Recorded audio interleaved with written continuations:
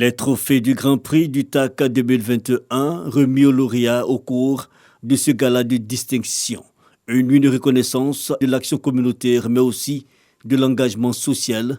Une édition dont la thématique s'intéresse en substance au rôle des collectivités face aux exigences des populations.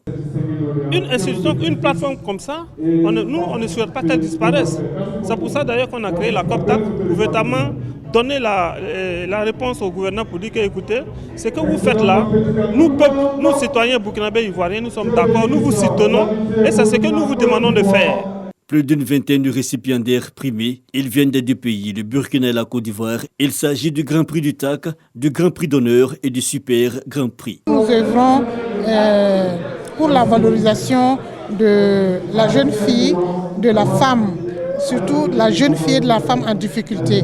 Et nous organisons beaucoup de formations professionnelles. Nous venons même de finir des travaux qui ont permis d'ouvrir une voie jusqu'à la frontière avec le Mali.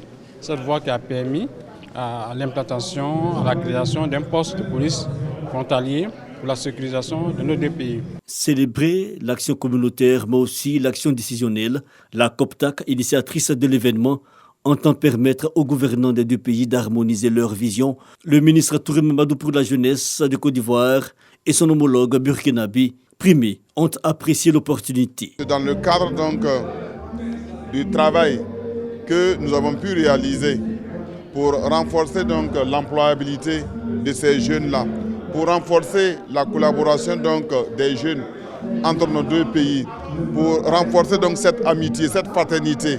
Dans le cadre du TAC, nous avons décidé de mettre en place un fonds qu'on appelle FACIBIJ, qui est un fonds soutenu à hauteur de 100 millions par an par les deux États, ça fait 200 millions par an.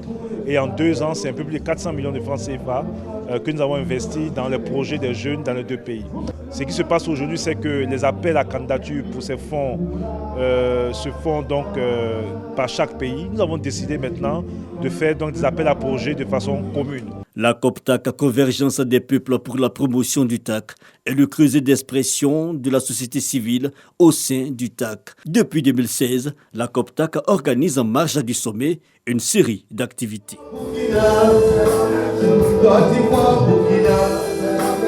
Est-ce qu'on peut faire du bruit?